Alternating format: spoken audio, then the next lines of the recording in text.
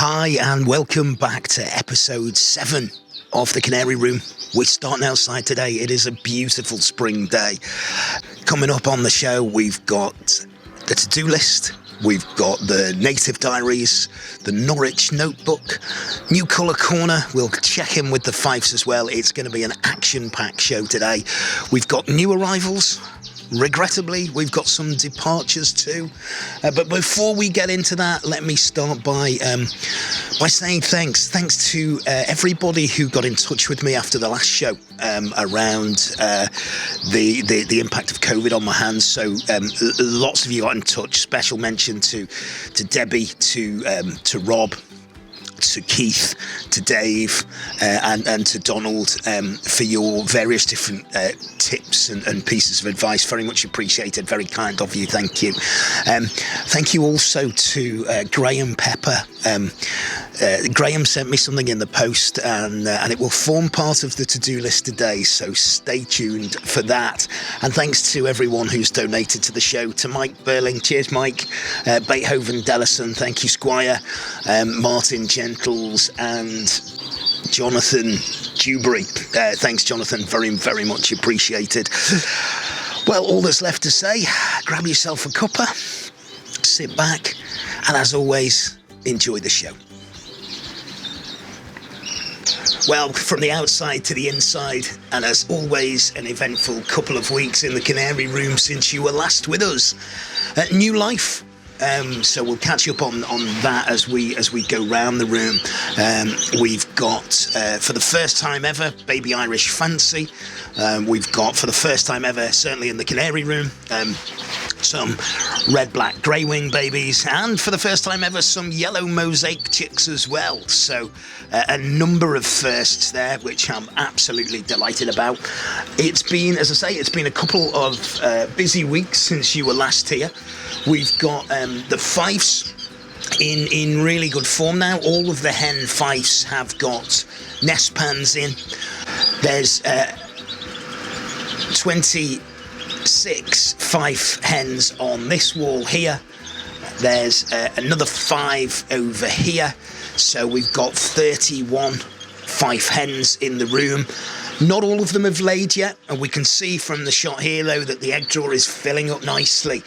This weekend, we've got 4 or 5 different nests of Fife that are due out. I've had a little look at the eggs. They look to be full. There's certainly something in them. Whether they hatch or not remains to be seen. We've got 4 or 5 chicks at the moment. They've just been rung in the last 24 hours, so they're out of the best heavily variegated yellow cockbird and a heavily variegated buff hen. And what I've done with this cockbird is really focused on him with 3 buff hens. One is his half sister. I've got 4 chicks out of that one so far. One of them is under the red black grey wings, and one of his other related birds is laid a second egg. This is her second round. Her first round was empty. And then there's another hen in the middle who looks like she's going to be one of those birds that gives us nothing but trouble. She laid what I can only describe as a petit pois shaped egg in the first round. She just laid the one. She didn't lay anything else. So I did what I would normally do. I left her for a while to see if she laid. I took the pan out, put the pan in put a new nest felt in, put the pan in a different position in the cage. She's built up again. I have seen them mate. In fact, I've seen them mate both of the hens. As yet, she hasn't laid. Her sister has laid a second egg today. So hopefully she will lay. The rest really are making good progress. We've got a couple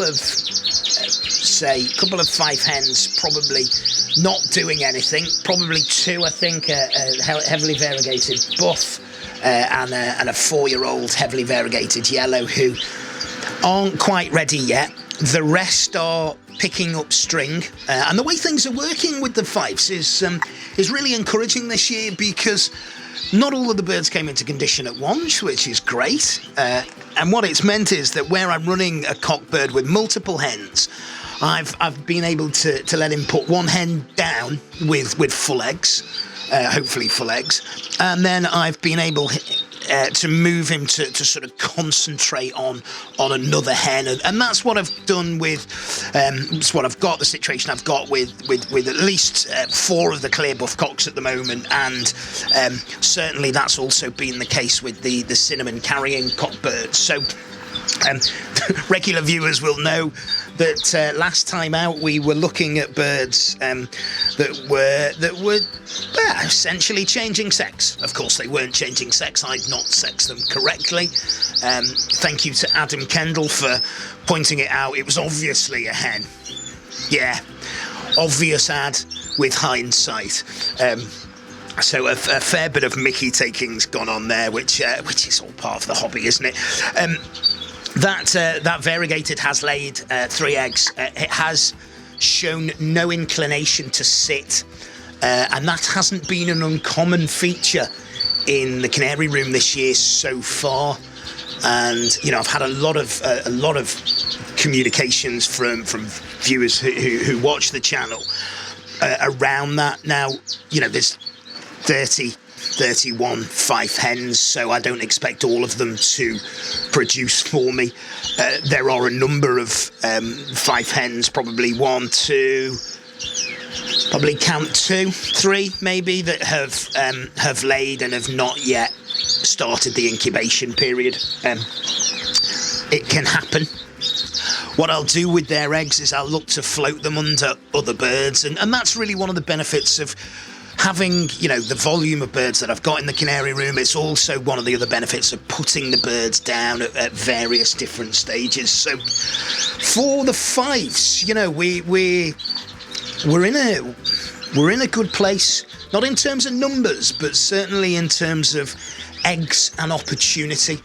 For where we are in the season, I'm really, really happy. Of course, there is a long, long, long way to go. And hopefully you'll stay tuned and join me on that journey from the fifes to the native diaries, an eventful couple of weeks with them, isn't it always?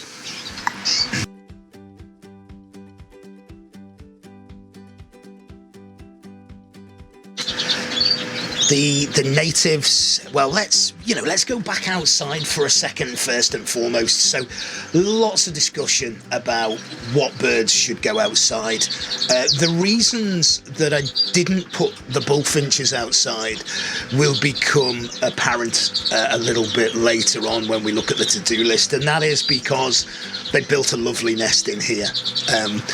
I've never had a pair of bullies before. I've had bully cocks before, but never a pair of bullies before. So first nest, I'm waiting with eager anticipation for the first egg as well. So that's why the bullies didn't go outside. The Lutino goldfinches did, and I used some long lens camera to capture them, so they look quite close, but they're about 10 feet away. So you can see some of the shots here, and they seem to be really settled in there. They've started to take a bit of an interest in the nest pan. There's one pan at the very back of the flight which is affixed to the Canary Room, and there's another pan at the very front of the flight. There is some fir tree, some conifer covering them, and they seem to be doing a really good job of dismantling that conifer. So true to form, very, very messy birds. So that's the greenies outside. We've had a couple of really nice days here, northwest coast of England, a couple of really nice days, and we've predicted another little cold snap, so hopefully they will be okay. You'll recall in the last episode that we were questioning the sex of one of the redpolls, and I caught the bird up after the show. It had seen a little bit of red coming through on its chest. We'd plucked it and colour fed it, and it was late to colour up. I caught it up and I vent sexed it, and at this time of year vent sexing birds is, as they get to sexual maturity, is significantly easier. And the simplest way of explaining it to you is, in the female bird, their reproductive organs are towards the back of the body, whereas the male are a little bit more further up. So a vent sex, pretty convinced it was a male. So, you know, what that meant for me was, well, I got a really nice pied cock with no mate. I did have a normal hen, but I was keen and remain keen to sort of breed some normals. So I put the call out to some friends, and you know, they all came up good. Kenny Masterman, Alan Horey, Shane Evans from Direct Bird Products, and Adam Kendall. You know, each and every one of them were like, "Yeah, Matt, we can help you out." And I'm you know, indebted to them all, to be honest. I went in the end to see Alan Horey. I picked up a couple of split-pied birds from Al. One will be this week's Bird of the Week, which is a really nice split-pied cock. I've put both birds in with their new partners. A little bit of, you know, aggression to start with, but I've seen them beaking, I've seen them feeding each other as well, which is a good sign. So hopefully they'll be okay. What I've done with the remaining red poles, because I'm still not, I am convinced, I'm just trying to tell myself I'm not. I've put the remaining red poles, the dark Norwich hen, and the older buff Norwich cock in a flight cage, a big flight cage down the bottom. I've done that for a couple of reasons. One, I'd like, you know, there's a normal red pole hen in there, I know that, so hopefully she'll go to nest with what is either one or two red pole cocks. It's big enough that if there are two red pole cocks, if they become overly aggressive, I can split the flight and move one of them away. But also I want to try and get that Norwich hen fit, the Norwich buff cock, super fit. He'll benefit from being in there. Hopefully he'll drive her forward. He's already put one hen down. More of that later on. So quick trip to Al. We picked up a couple of really, really nice red poles to go with our pieds that we picked up from Kenny last year. So really looking forward to seeing what they do. And then the goldfinches, well, wow, where to start with them? They've laid.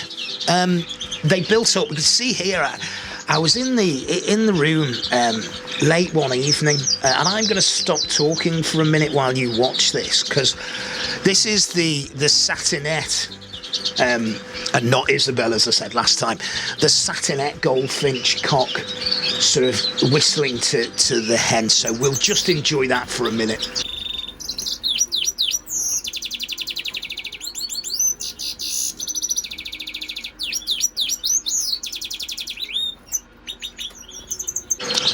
A really, truly wonderful sight. Speaking of wonderful sights, when I went to see Al, socially distanced, of course, but now we can go into gardens. That was okay. I got to see some of Al's incredible birds, and I'm trying. He's very shy. I'm trying to get an episode lined up to go and see him. What I did see when I was there, and we've got a little clip of it here, is a mule that Al bred. It is it's a Twite cobalt red pole mule. A stunning specimen. And that brings us on to our own plans for muling. Well, they've changed a little. Really, we've got the linnet cock bird. We've got the Irish hen. We had the Irish hen in with the Irish cock. I didn't get the wiring quick enough. One of the eggs was pulled by the linnet. The other eggs were there. She has only laid twice and has shown no indication whatsoever of sitting. So need to keep an eye on that. You can possibly see him out of the corner. There's a wire divider in there. He's desperate to get to her. So we'll keep that sort of ardour building. Where I had a red pole cock with a clear white fife, I've moved that on to one of my good friends, the clear white fife. It's a nice bird, but I needed the cage room, so I've let him borrow a pair of clear fifes as well. I just, as I was looking in the Canary Room, I still haven't really got enough cages in here for any surplus young. Plenty of cages in the garage, so there'll be plenty of room for them, but I wanted to create as much room in here as I possibly could. So that's the Native Diaries this time out. It's, all systems go. Fingers crossed. Time now, beginning of April, time now for the to-do list.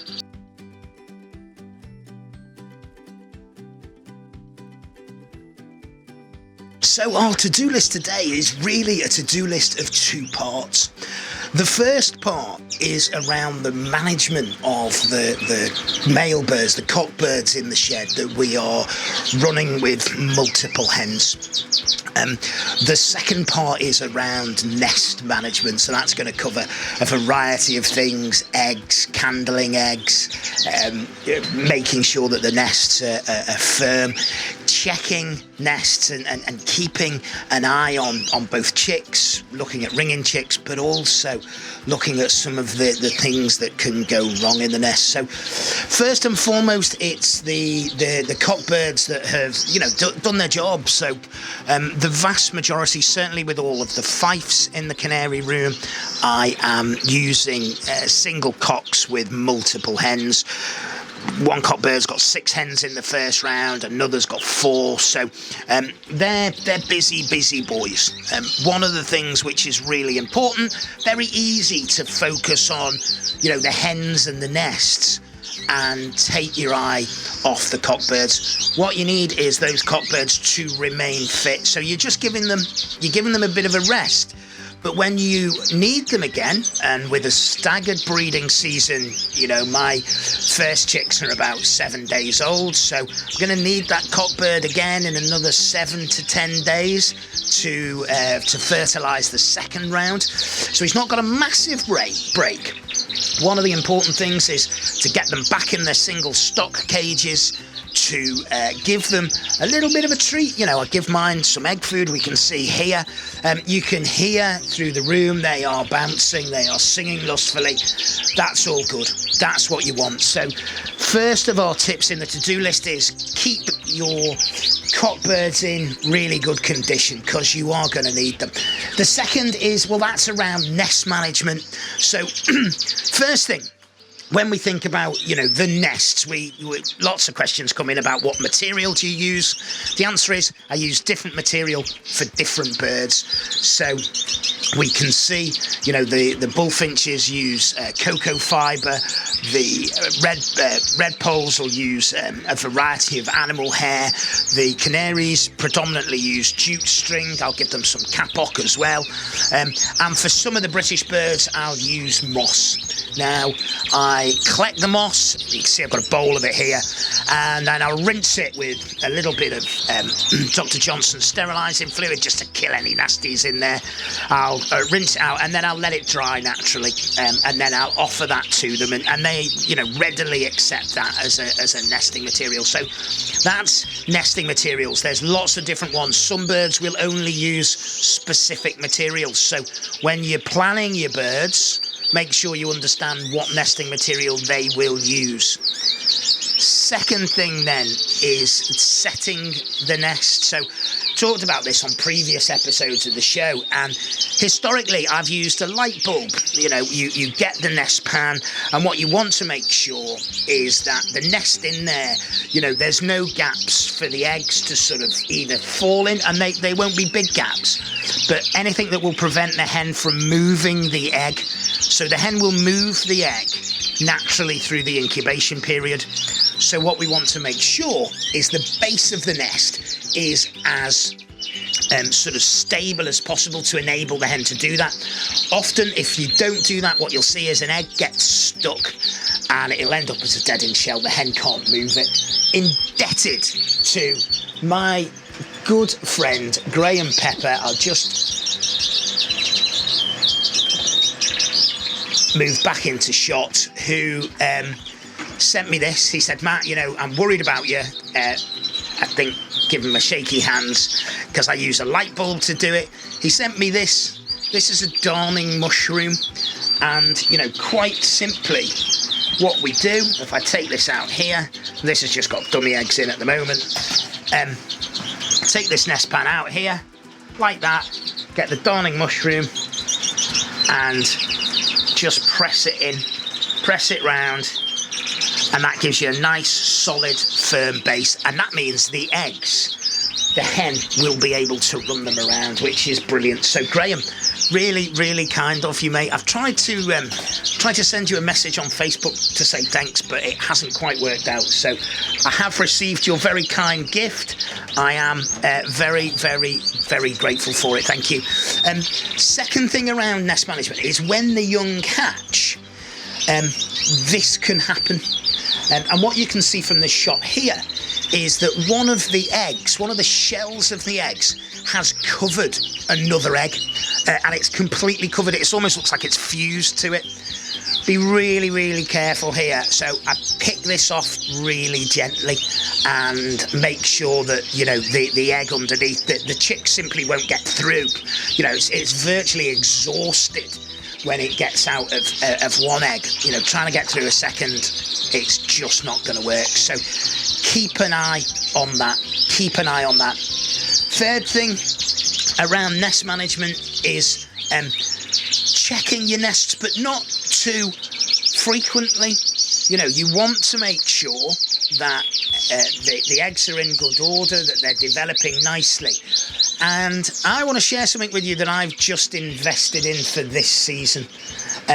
It is it's a tiny sort of endoscope camera available from Amazon. If you're interested in it, drop me a line in the comments below and I'll send you an Amazon link, or knock me a message on Facebook Messenger and I'll send you a link to it. As we can see here, this allows us to sort of get into places, and particularly with the native birds, it allows us to get into places and look at things. But it also allows us to check whether the eggs are full or not. So it's got a torch on it as well. And the beauty of it is, as you can see, we can look at all of this through our mobile phone. So it's Wi-Fi connected to the mobile phone.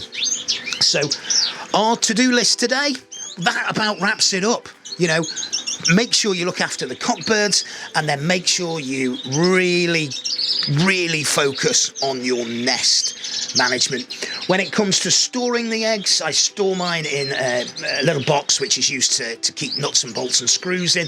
I put a little bit of my bedding, my floor bedding down on the bottom, and I normally will put the eggs in there and store them. One of the things at the moment when it comes to that nest management as well is just looking and seeing, what birds are where, what birds are incubating, what birds do I really want to get young out of, what birds do I want more than one round out of, and I'll use the sort of general nest management techniques of moving chicks, moving eggs, setting hens at the same time. I'll use that throughout the season. So that's it on the to-do list this month. Wow, it's time for the Norwich Notebook.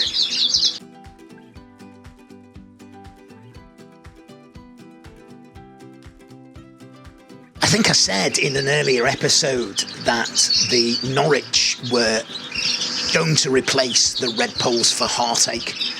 I almost said it tongue-in-cheek. I fear I've tempted fate.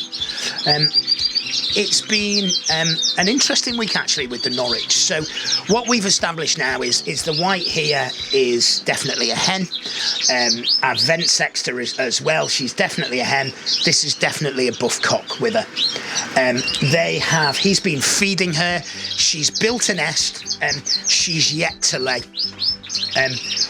The older hen here with the bird I got off Keith, that has laid 4 eggs. And now she's sat at the moment on, believe it or not, some agate mosaic eggs. So I've put her eggs in 2 different nests just to try and maximise the opportunity with them. So they're under 2 different fifes at the moment. So I haven't checked them as yet to see whether they're fertile, but I will do over the course of the next couple of days or so. The hen up here, which ummed and ahed early on in the season, it's a yellow, was it a cock, was it a hen? Well, it's laid eggs, so it's a hen. Had been with the older, the red ring buff cock that I got off Gary, and, you know, that buff cock, phenomenal condition. Bounced. I saw them tread. It was not, you know, not the most sort of easy of treading, but I do think they've mated.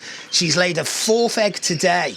What I've done, and this may come back to bite me, but what I've done is I've got the other younger unflighted buff cock, and I've taken the flighted buff cock out and I've put him in the flight cage with the green yellow hen, just to try and bring her on, to try and drive her into condition.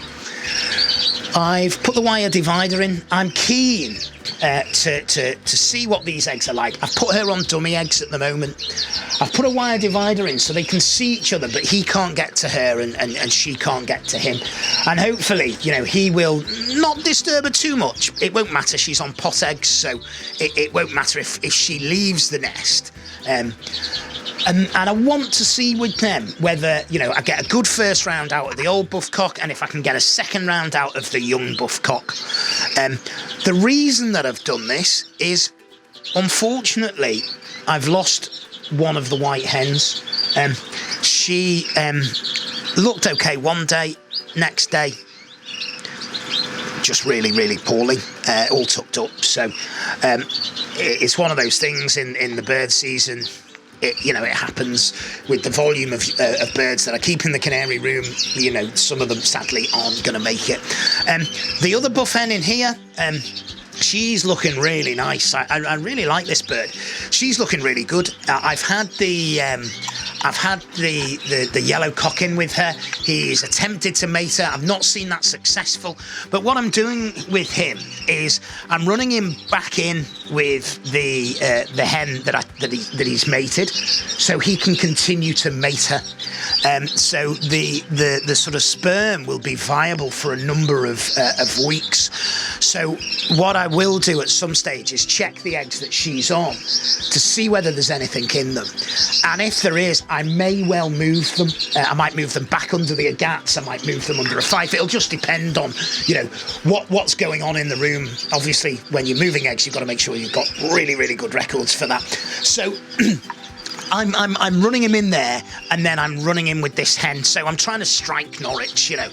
I've got them I had them last year. I've got them back in bigger numbers this year. So that leaves us with really 4 breeding hens and hopefully 1 more that will be able to get into condition. So I'm not going to modify my target. I'm still looking for double figures. There's some really, really nice birds. This is, as I look at it, I've moved this pair from the nests here, from the cages here rather, to here.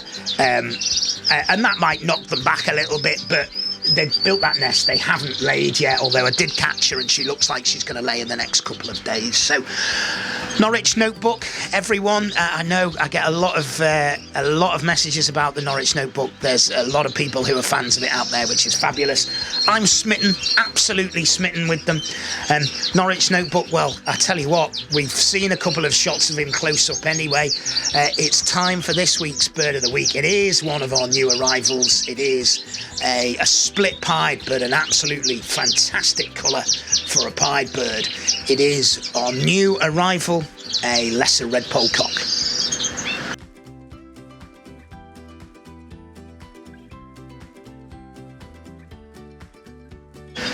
It's fair to say I've got a bit of a love affair with the red poll, and the sort of normal lesser red poll has sort of gone out of fashion a little bit. There's been a real move towards the mutations, and I've followed that move. I really like the pieds. I love the silvers. I love the Isabels, I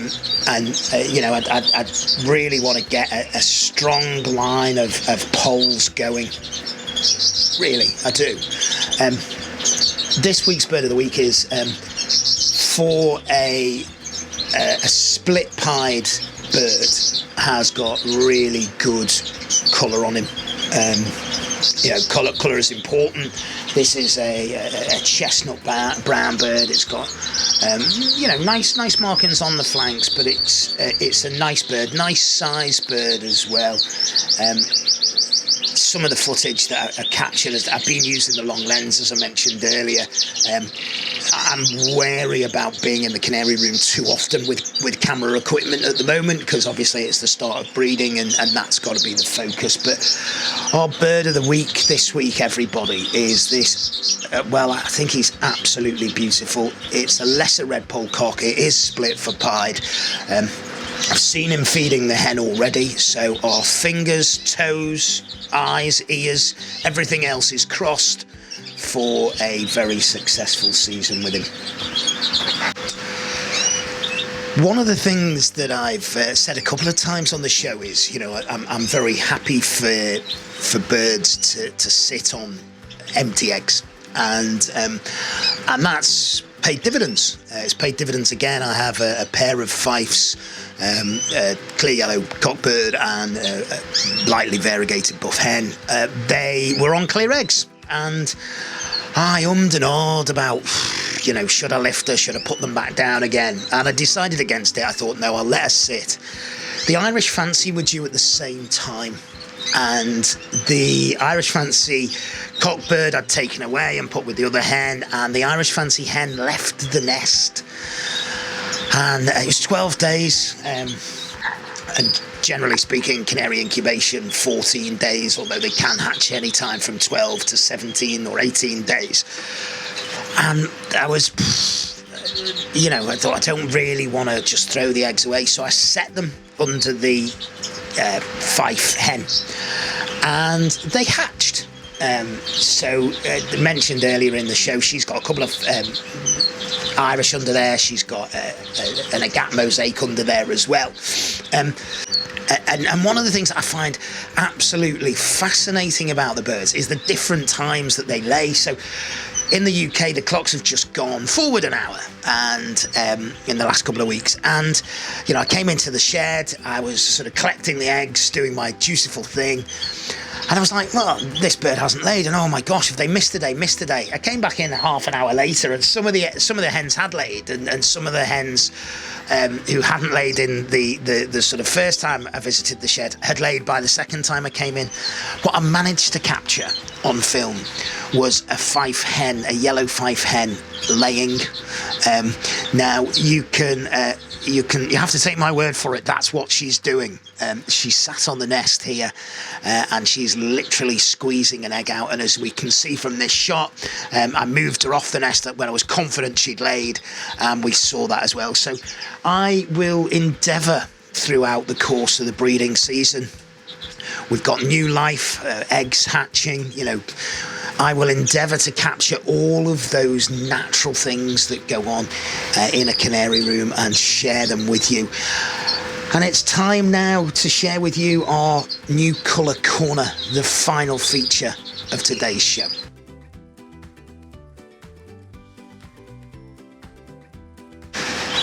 Well, since you were last here, it's been eventful, I think is one way of describing it. All of the new colours now have laid. The pair of agates here, which for me is probably the better of the two pairs of agates, laid 3 eggs but have shown absolutely no intention of sitting. So I've taken the nest out. She's built up again. I took the nest out, replaced it with a new one. The one hen at the top, the pair at the top, they laid 4 eggs. Hatched 2, the first birds to hatch in the canary room. One of them was dead in the nest, which is really unfortunate. Looked like it got a touch of black spot on it. The other one I couldn't find, so I pulled the drawers out, and it being jettisoned from the nest, so it was on the floor. Couple of things that can happen with young hens. So bird lifeless, regular bird fanciers will know, if you find a chick on the floor of the cage, do not throw it away. Pick it up, cup it in your hands, and gently cup your hands and gently blow, and that warm air can often revive a bird. I've done that more times than I care to remember over the last however many years I've kept birds. I forget now. And I managed to bring that bird back, and it's now under the Fife hen. It's around 7 days old now. So there's a mindfulness though, so birds will change round to round, and you'll know that the birds here, they're here for their own right. I want to breed them. They're also here to help me with some of the Norwich. I'm now in a place where I've got a bit of a question mark over a couple of these agat pairs. It might have just been the first round, so I'll let them go again. I certainly would be very nervous about putting Norwich eggs under them, and seeing how they got on with them. I would be very nervous about that. So the agats, well, we've got one so far, one rung, but nothing counts until it's away. And then with the red-black grey wings, these are fast becoming my favourite of all of the new colours. We've got 2 nests of 3. This is actually a nest of 4 in here, as we can see from some of the shots. One of those is a Fife, and then we've got another nest of 3 underneath. So that's sort of good, steady away with them. Really pleased with them. I'll probably just keep breeding them, to be honest. And if there's a time when, the Norwich are laying and I can pop a Norwich egg in there as well, or a couple of Norwich eggs in there, then I will. But I think with the grey wings, I'm going to try and get into double figures with them if I can this year. That'll give me something to make some more pairings up next year, and obviously some surplus to move on. I've already had a number of people ask me about the grey wings. And then our final pair of new colours are the yellow mosaics. They've laid 5, they've hatched 5. We can see from this shot here, as I pull the nest out, it's like a scrum of baby birds. So both parents feeding, just leaving them well alone at the moment. So our new colour corner, we're off to a really good start, and I'm really, really pleased with that. I'm really pleased. As I say, they've got a role to play, but at the moment that role is rearing their own. That's our new colour corner. That brings us towards the end of today's show. So as we wrap up another episode of the Canary Room, my thanks for watching. If you've got all of the way through, I know a number of you do. I really appreciate it. If you haven't subscribed to the channel, please hit the subscribe button. If you've liked the video, hit the like button too. Comments below, I will try and answer all of them in a timely fashion. That's my promise to you. If you are able to and you've enjoyed the show, please make a donation to the channel. Every little helps. It's all invested back into what you see here, with new equipment and licenses for editing software. Final piece of advice to all of you is keep going. Don't get disheartened. There will be in the Canary Room, as there already has been, some ups and downs. We've just got to roll with the punches. We've got to keep going. The birds will test us. I walk out of here at times and sort of head in hands, but I dust myself off. I come back in the next day or the next evening, go again. And that's all we can do. It's the joy of bird keeping. There's a little bit of heartache as well. And the final thing to say to you is a couple of friends of mine, good friends of mine, have their own YouTube channels. There's OC Avery. Ollie's, well over 3,000 subscribers now, produces content on a weekly basis. If you haven't checked him out, check out his channel, well worth a watch. And a really, really good mate of mine, he's become a really good friend of mine, is Shane and the Direct Bird Room products. Shane puts videos out a couple of times a week. He is edging closer to 1,000 subscribers. If you haven't checked him out, go and check out his channel. And if you haven't subscribed to it, make sure you do. That's all from us for now. We will be back on the road, I think, towards the end of April. The next show will be from the Canary Room, but the show's in May. Who knows? We could be in a bird room near you. Until next time, everyone, take care.